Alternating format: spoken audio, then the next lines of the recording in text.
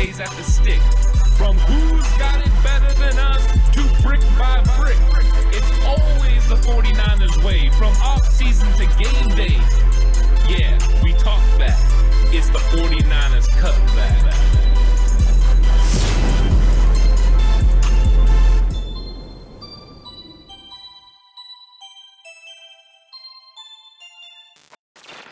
It's 49ers Cutback Podcast time, and it's time to talk about the 49ers running back situation, including which running backs are going to be free agents, should the 49ers bring them back, and what this running back room could look like before we ever even get to free agency or the draft.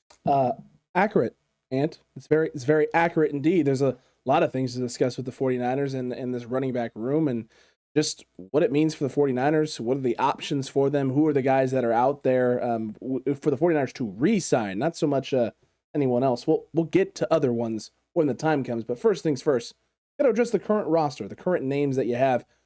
Who are the names? Who are the guys in the running back room for the 49ers that they can bring back in and re-sign? Raheem Mostert, of course.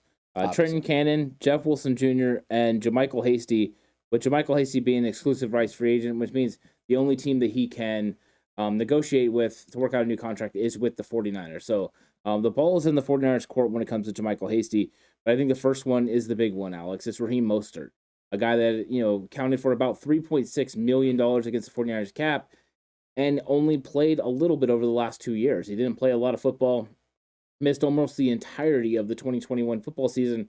I think everyone knows what he means to this offense. But can the 49ers be willing to bring this guy back with him missing so much of 2020 and so much of 2021? Is he now an injury risk?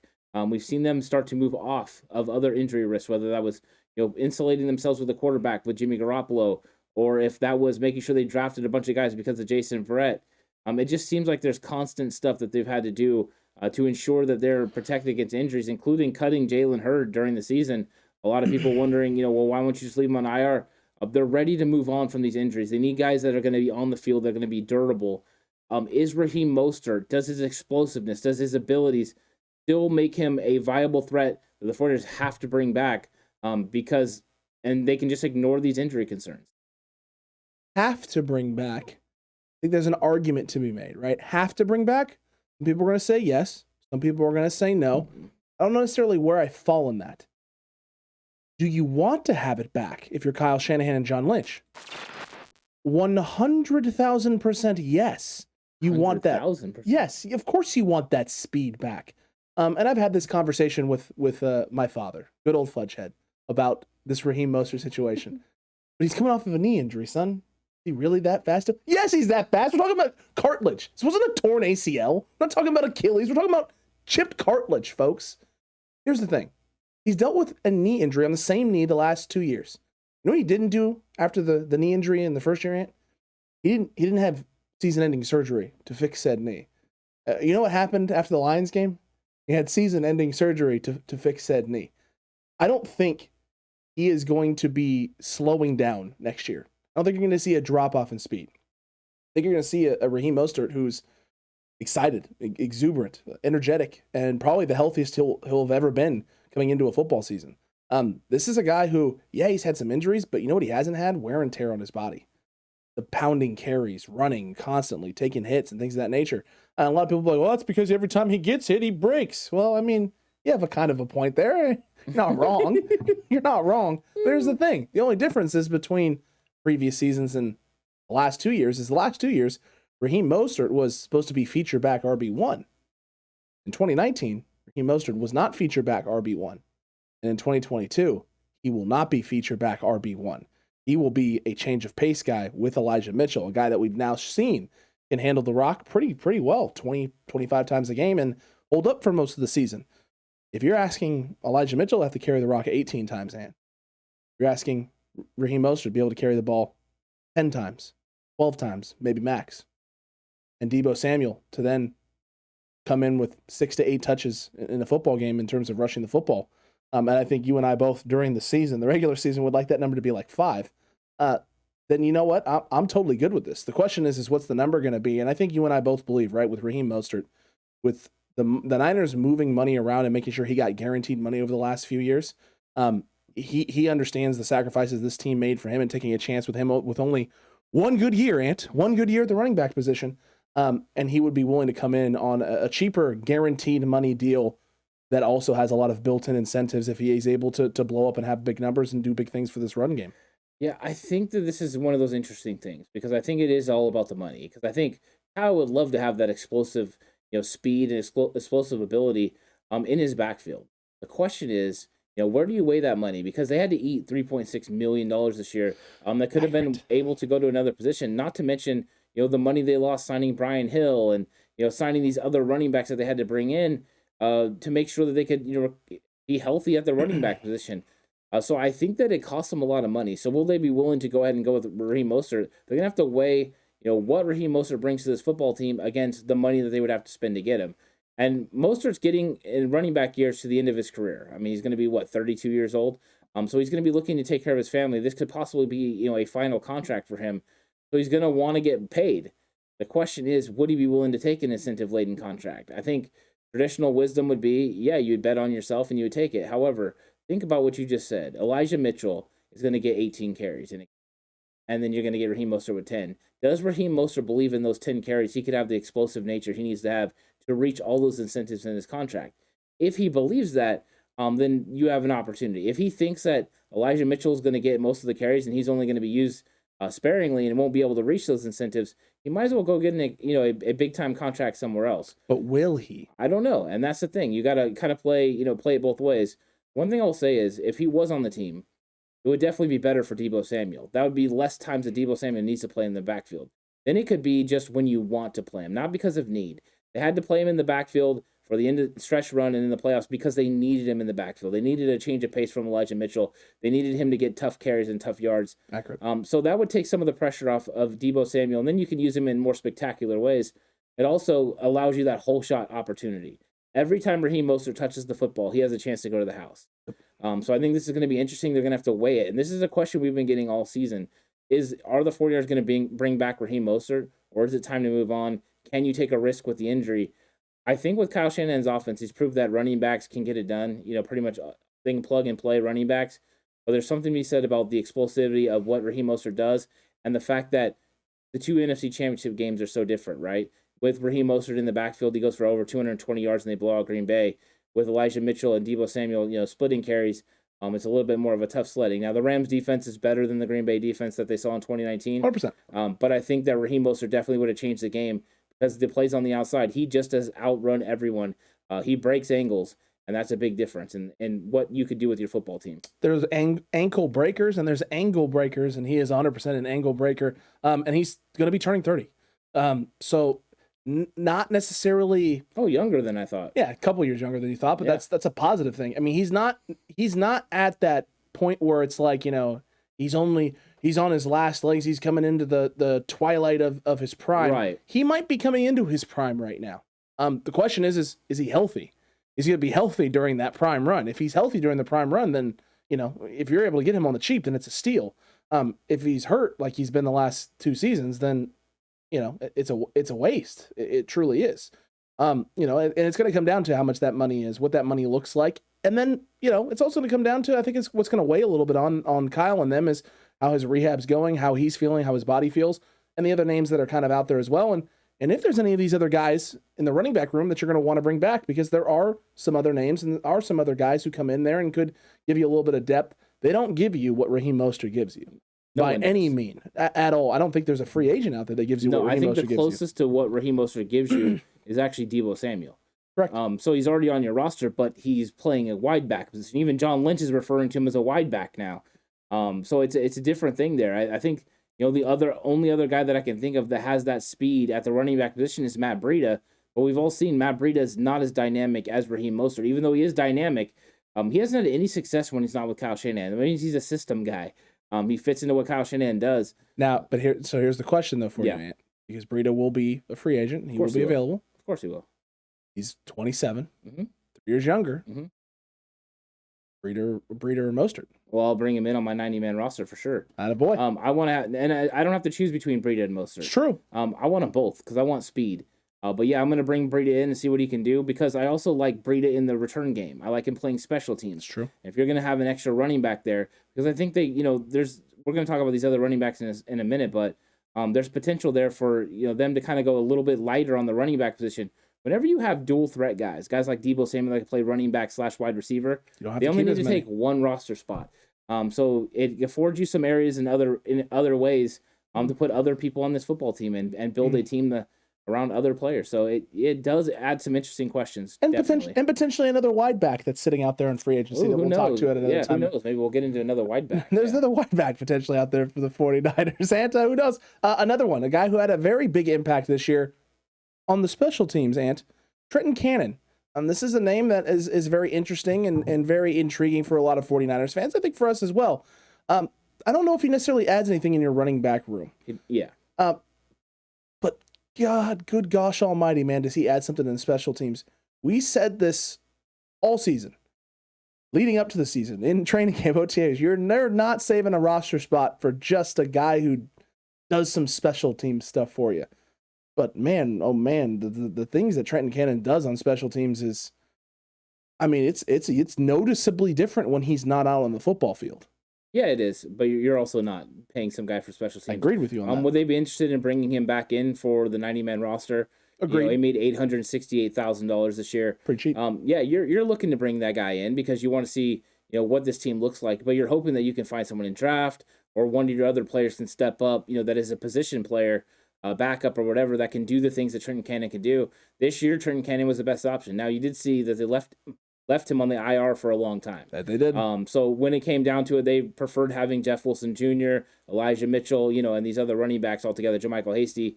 So yeah, I think there's going to be decisions there. I don't think they want to keep a running back that just plays special teams. Agreed. They'll want that running back to do something.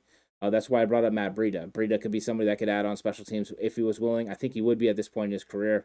Let's see what happens. But I think Trenton Cannon's on the outside. I think he could be with us through training camp, through preseason. But minus there being some sort of change in the running back room, I don't know if he'll make the roster. Or minus him showing something in the running back room, which I just don't anticipate or expect to happen. No, he didn't even get an opportunity this season. Which is crazy in a Kyle Shanahan backfield. Well, he's fast, but let's be honest, Kyle wanted to turn around and give the ball to Elijah Mitchell every time, and the only time it wasn't Elijah Mitchell is when it was Deebo Samuel. Accurate.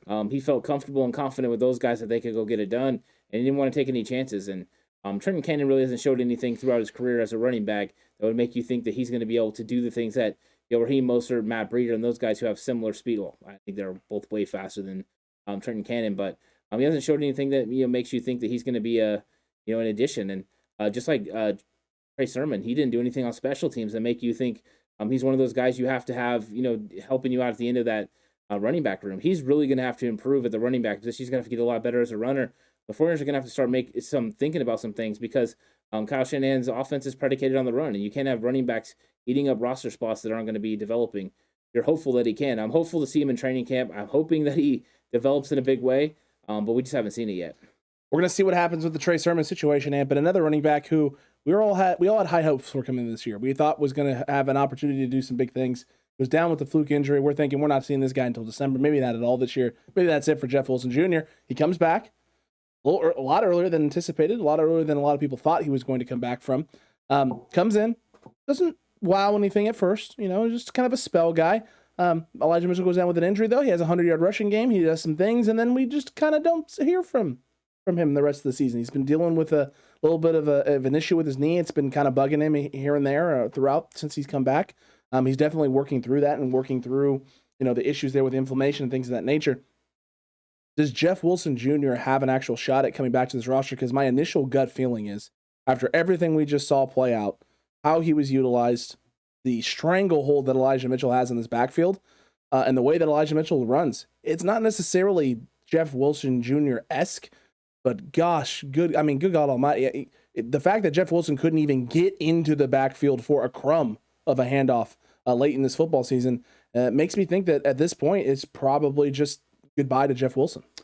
Jeff Wilson Jr. had the advantage of being on these teams because he was different than the guys ahead of him, right? In 2019, Correct. When you had Tevin Coleman, Matt Breida, and those guys, he was a change of pace guy because he was a power guy. He could get you, to score at the end of game or end of drives and get touchdowns. That changed a little bit because Elijah Mitchell also brings that power. You have guys like that. Deebo Samuel brings that power. Then you don't need that type of player. So what you want is a change of pace from the guys that you have. That's why a Raheem Mostert or a Matt Breida now makes sense because you're wanting to keep that speed. You want to keep that dynamic on the outside. Jeff Wilson Jr. is a good guy to play special teams as well. But you wonder, he looked like he lost a step. It looked like he just wasn't as fast. That could be him recovering from the meniscus tear. Could be. That could be something that he's just not all the way there from. But I don't know. To me, it went from I always thought he was going to be somebody that we were going to continue to bring back on this football team. I thought he was going to be the running back version of Dante Johnson. But now that I don't think that at all. I think this might have been the swan song for him. I think we've got running backs that they would rather have. I think Raheem Mostert, somebody they would bring back before they bring back him. And then I also think Trey Sermon. You're hoping Trey Sermon is going to emerge. And if he does, then you don't need Jeff Wilson back because you're hoping Trey Sermon is a younger, bigger, more physical version of what Jeff Wilson Jr. is. Yeah, I mean, that's what you're hoping for. That's what you're trying to get at Trey Sermon. I mean, think about it. At the start of the year, right? Draft came, draft went. We sat there and said, the Niners just drafted the Jeff Wilson Jr. and the Raheem Mostert replacements. And Elijah Mitchell, right? And Trey Sermon. That's what the Niners just did. And then as the season progressed, it became very apparent. Well, Elijah Mitchell's fast, but he ain't Raheem Mostert fast. But gosh darn, man, that guy runs physical kind of like Jeff Wilson. Mm-hmm. You might have gotten one package with one of those guys, which means all Trey Sermon has to do is develop a little bit, and Jeff Wilson is now completely expendable. Yeah, I think Elijah Mitchell proved to be that he can be a bell cow back, right? Yeah. He can carry every single play. He's one of those guys that you're looking to take strides in his second year as well.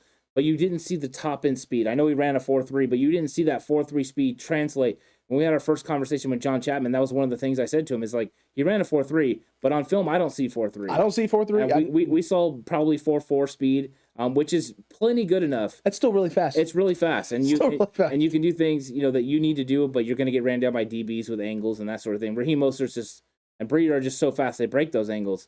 But I think that Elijah Mitchell's running style makes him a bell cow back, where now you have guys that, like you said, speed options, like Raheem Mostert, that are change of pace guys. You want to change of pace off Elijah Mitchell now, where it's different, where you wanted power guys off of Raheem Mostert before. Yep. So your running back room is completely changed. Correct, and the value now you put on the different types of running backs also changes. Whereas before, those power backs were the guys you could bring in, and maybe Kyle felt were maybe not a dime a dozen, but you can go with the young guys.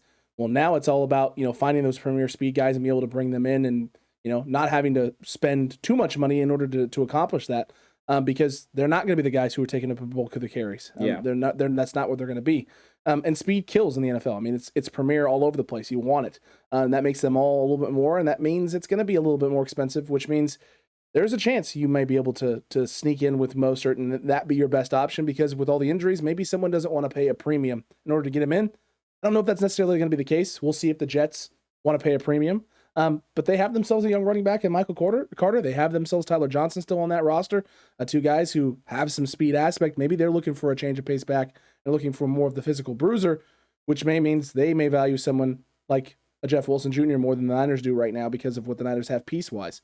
But that last running back, the last gentleman, is the restricted one, right? The exclusive rights free agent that is Jamycal Hasty, that the Niners get to negotiate. That's the only team that he's allowed to negotiate with because he was an undrafted free agent that the Niners brought in and signed. Do you think that the Niners would let him walk out of here and go somewhere else, or is he going to get some sort of contract? Obviously, probably a 1-year deal, very team friendly, to come in, compete, and have an opportunity to again surprise everybody and make the 53-man roster? Because going into this season, you and I said he was the one that had one of the biggest hills to climb with all the running backs they signed. The Wayne Gallman signing in the offseason, it was going to be tough for Jamycal Hasty, and he surprised everybody and made that 53-man roster. Does he have a shot next year to do the same thing? I mean, he has a shot. I mean, he made a little over $700,000 last year, and with the exclusive rights, he's probably going to go up $150,000. So you're looking at $850,000 for Jamycal Hasty. I think that's something you can live with. Someone that played, in the third down situations, played in the 2-minute drill. The question is, if they do bring back Raheem Mostert, if they, with Elijah Mitchell and the way that they're playing Deebo Samuel, I do believe he becomes expendable to a point, because you have to consider the fact that they're probably going to have Trey Sermon on the roster as well. So you have some questions there. I think Jamycal, in a perfect world, they would love to have him for the traits that he brings. He also has the kick returning ability. True. So there's lots of avenues for him to make this roster. The question is there going to be a spot for him, some carries for him carved out? I don't know if there is, and it all comes down to Mostert. I think if Mostert doesn't come back, then I think there's spots on this roster for people like Jamycal Hasty or Jeff Wilson Jr. But if Mostert comes back, I think they want to roll with mainly a 2-back system with Trey Sermon and maybe one more guy. But you have Deebo Samuel, so maybe you only want to roll with 3 running backs. Possible. We'll see. It's going to be an interesting offseason, and this running back room has one of the big questions because Raheem Mostert is probably one of the biggest dominoes on the offense. 100%. It's the hugest domino on the offense because once you know what the Niners are doing in that situation with that running back room, you have a better idea of how the Niners maybe are going to start shaping out the rest of the offense and the weapons. If Raheem Mostert comes back in, there may not be another running back move made for the 49ers, maybe other than a draft pick late in the draft that they try and bring in to add some depth and add some competition to that room. And you may see them going after some more wide backs in free agency, so that way they don't have to keep as many running backs on the roster. You can keep more guys who are dual threat guys, and the Niners can do some more increasingly unique packages and formations where you get maybe 4 wide receiver, 1 tight end sets on the field with one of those wide backs, if not 2 of them, in the backfield at the same time to really mess with teams' heads and personnel groupings. This is something that, the game is evolving, the game is changing. Athletes are becoming more dynamic and more diverse than ever before. And Kyle Shanahan is seeing this. He just tested it out with Deebo Samuel this year, and maybe he's got plans to blow everybody's minds off. You and I both believe that the reason they had Jalen Hurd and Deebo Samuel was for both of them to be able to be utilized in that role. The hope was we could get to those 4 wide receiver sets with either one of those guys back there. No Jalen Hurd. Kyle Shanahan, at the time, that was a problem. But maybe he's got a plan this offseason and some guys he's eyeing in the draft or some free agents out there that he's eyeing to be able to be like, yeah, no Hurd, no problem. I got my second wide back, and now we get to roll forward with this plan. Yeah, it's going to be more dynamic, too. If Trey Lance can add the read option to the part of the game. Good gracious. You start doing those sorts of things, you spreading them out, getting them in dime situations, and then they got to contend with, Deebo Samuel following George Kittle on a run play, all the while wondering if Trey Lance is just going to pull. That's going to freeze that defensive end, and give Deebo a little bit more angles to run. So it's all about development of some of these guys, some of the young players. But I think they would love to have the explosiveness that Raheem Mostert brings. I think he's the first one. And once we know what's happening with Raheem Mostert, I believe everything else will fall into place. Once Mostert comes back, that probably spells the end for Jamycal Hasty and Jeff Wilson Jr. If he doesn't come back, they could keep both. They could keep one. I would think they would keep Jamycal Hasty in that situation because they have Trey Sermon, Elijah Mitchell. Crazy part of this is Elijah Mitchell is going to make $137,000 next year. That is nuts, dude. That is nuts. The rookie pay scale is, I'm as a Niners fan, I'm appreciative of it. And Elijah Mitchell, my goodness gracious almighty, or at least that's his cap hit. That's his cap hit, is 137. Holy cow. That is not that much money. Some people would say that's criminally low. And you know what? Trey Sermon's going to make $678,000.